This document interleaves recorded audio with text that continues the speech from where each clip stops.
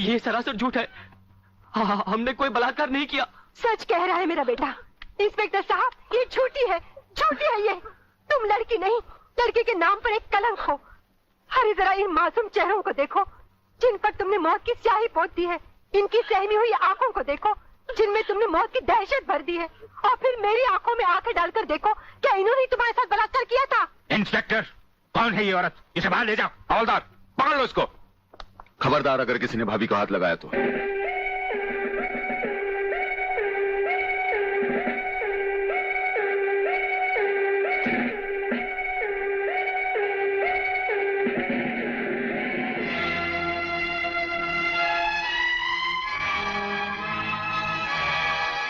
Inspector वागले, आप जानबूझकर अनजान बन रहे हैं। आप अच्छी तरह जानते हैं कि ये डीआईजी रुद्र प्रताप चौहान की पत्नी है। याद है डीआईजी रुद्र प्रताप चौहान, जिनके अंतिम संस्कार पर आपने लंबा चौड़ा भाषण झाड़ दिया था, जो आज भी हम पुलिस डिपार्टमेंट के लिए आदर्श है, उनकी पत्नी है। तो ये भी किसी मामूली आदमी की बेटी नहीं है। ये इस राज्य के मंत्री जीवन लाल टंडेल की बेटी है। और जानते हो इन तीनों ने इसके साथ क्या नर्क किया है? कुछ नहीं किया। ये किसी की साजिश है जिसमें इन तीनों को फंसाया जा रहा है। लेकिन मैं भी दूध का दूध और पानी का पानी करके रहूंगा।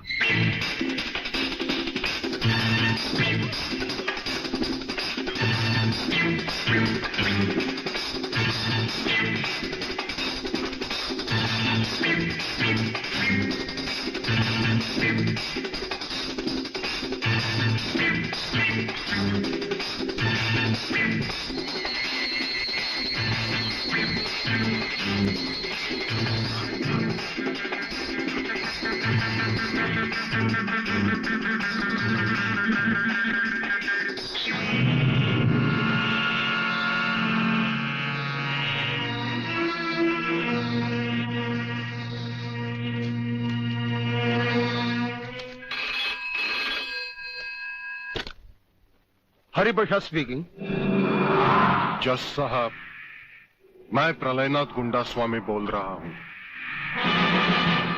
Your honour, dancer miss Anita Chaudhary की लाश का समुद्र के उसी किनारे से मिलना और उसी जगह से राधा टंडेल के कपड़े और सैंडलों का मिलना, इंस्पेक्टर वागले को मिली हुई गोली और अनीता चौधरी के पेट से निकली हुई गोलियों का एक ही रिवॉल्वर से चला होना और उस रिवॉल्वर पर किसी और की उंगलियों के निशान होना, यह साबित करता है कि इस केस में किसी और का भी हाथ हो सकता है। इसलिए जब तक ये बातें खुलकर अदालत के सामने नहीं आती, मैं अदालत से दरख्वास्त करूंगा कि इन तीनों की जमानत मंजूर कर ली जाए। योर ऑनर, मेरे फाजिल दोस्त ने बड़ी आसानी के साथ कह दिया कि इस केस में किसी और का हाथ भी हो सकता है। लेकिन ये बात कहते हुए मेरे फाजिल दोस्त भूल गए कि अनीता चौधरी की लाश के पास संजय चौहान का पर्स भी मिला है। Your honour, miss Radha Tandel जिनके साथ बलात्कार हुआ, उन्होंने अस्पताल में पुलिस इंस्पेक्टर के सामने इन तीनों की शनाख्त की है। योर ऑनर, इसके अलावा डॉक्टर गुप्ता की रिपोर्ट मौजूद है। इन तमाम बातों से जाहिर है योर ऑनर कि रेप और मर्डर इन्हीं तीनों ने एक साथ मिलकर किया है।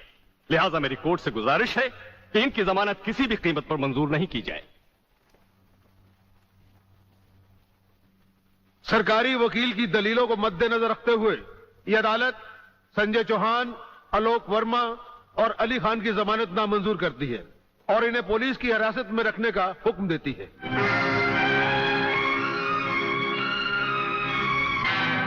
योर ऑनर, मैं इंस्पेक्टर वागले इस केस की छानबीन मैं कर रहा हूं। अदालत से इस केस के बारे में कुछ कहने की इजाजत चाहता हूं। इजाजत है। Thank you sir.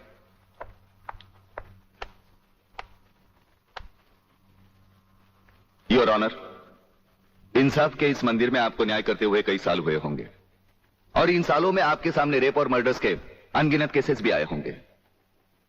क्या उन अनगिनत केसों में आपके सामने कोई ऐसा केस आया है जहां कत्ल और बलात्कार करने वाले ने जिसके ऊपर बलात्कार किया है उसे खुद अस्पताल पहुंचाया हो? ये तो अभी तक सुना नहीं कभी। सही कह रहा है ये बात। गड़बड़ जरूर है। बहुत बड़ी ऑर्डर, ऑर्डर। इंस्पेक्टर वागले, मुझसे सवाल करने की बजाय आप इस केस में रोशनी डालिए। वही कोशिश कर रहा हूं सर। अदालत सरकारी वकील की जिन दलीलों को मद्देनजर रखते हुए इन लड़कों की जमानत नामंजूर कर रही है, मैं उन्हीं दलीलों के बारे में कुछ कहने की इजाजत चाहूंगा। इजाजत है। सरकारी वकील का कहना यह है कि अनीता चौधरी की लाश के पास संजय चौहान का पर्स मिला हो सकता है बेहोश राधा टंडेल को उठाते वक्त वो पर्स वहां गिर गया हो। अब इनका कहना यह है कि राधा टंडेल ने इन लड़कों के खिलाफ बयान दिया है। यह भी तो हो सकता है कि वो बयान उसे किसी के दबाव में आकर दिया हो। जिस डॉक्टर ने बलात्कार की रिपोर्ट बनाई वो भी खरीदा गया हो। आपकी इन दलीलों से अदालत अपना फैसला नहीं बदल सकती। यह फैसला आप जबरदस्ती इन पर लाद रहे हो। इंस्पेक्टर वागले, अगर मैं चाहूं तो अदालत की तौहीन के जुर्म में मैं तुम्हें अभी टर्मिनेट कर सकता हूं। कोई परवाह नहीं है मुझे इस बात की। मेरा तो विश्वास उठ गया इस कानून से। कौन सा कानून, कैसा कानून? यह कानून तो चंद मुजरिमों की रखेल बन बैठा है। इसलिए लोग अदालत का दरवाजा खटखटाने के बजाय गुंडों की चौखट चूमते हैं। Take him out of the court.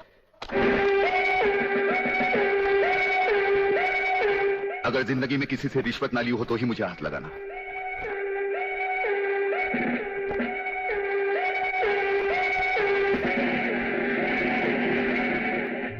इन्हें गिने भुक्कड़ लोगों की वजह से अदालत शतरंज की बिसात बन गई है, जहां कोई भी आकर कानून से खेल सकता है। लेकिन इन खिलाड़ियों को अगर मैंने सच्चा कानून नहीं सिखाया तो मेरा नाम भी शिवाजीराव वागले नहीं।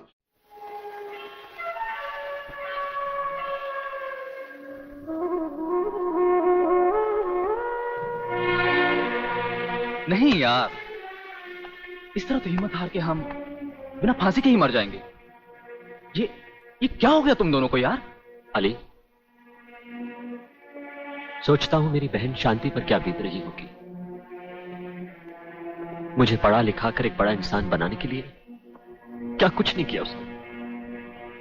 लोगों के घर में काम कर करके अपने हाथों पे मेहंदी की जगह छाले डाल ली उसने। आलोक, तुम्हारी तो वो सिर्फ बहन है, मगर मेरे लिए वो बहन भी है और मां भी है। अगर बचपन से ही उसका प्यार मुझे ना मिला होता तो शायद ये अनाथ सड़कों पर ही अपना दम तोड़ देता।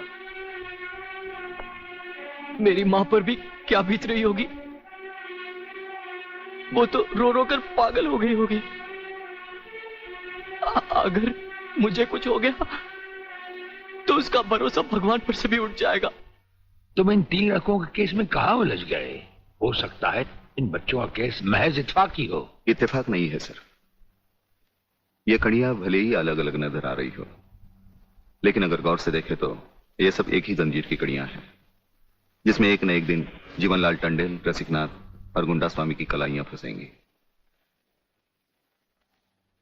ये इत्तेफाक नहीं है सर, इत्तेफाक नहीं है।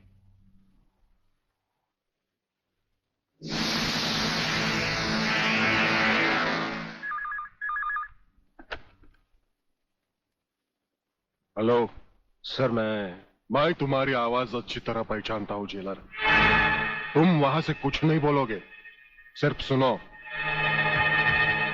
क्योंकि जब से तुम्हारी जेल में सूर्यदेव सिंह आया है तुम्हारी दीवारों के भी कान हो गए हैं।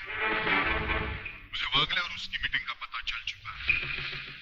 वो 3 लौंडों के केस की सीढ़ी बनाकर मुझ तक पहुंचे, उसके पहले उसकी सीढ़ी के हर डंडे को काटकर फेंक दूंगा मैं। सुनो जी। मुन्ना और उसके खतरनाक खूनी साथियों को आज रात को पुलिस की वर्दी में जेल से बाहर निकाल दो और उनको समझा दो पुलिस स्टेशन जाकर उन 3 लड़कों का बिल आत्महत्या के नाम पर फाड़ दें।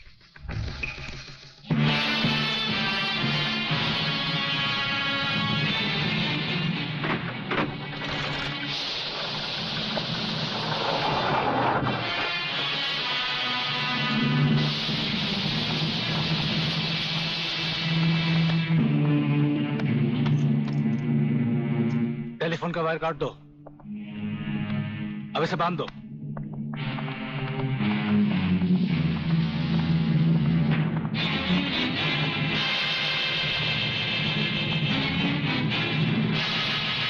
डरो मत, तुम्हारी जमानत हो चुकी है। हम लोग तुम्हें रिहा करने आए हैं।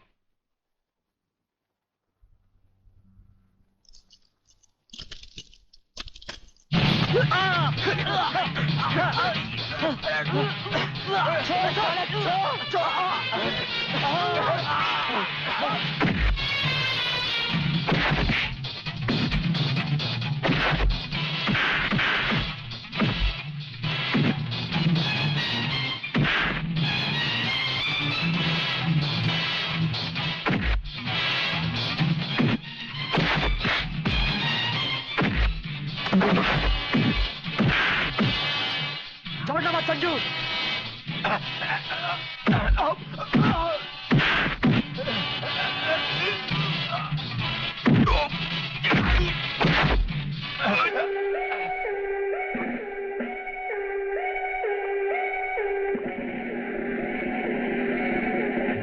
क्या बकते हो?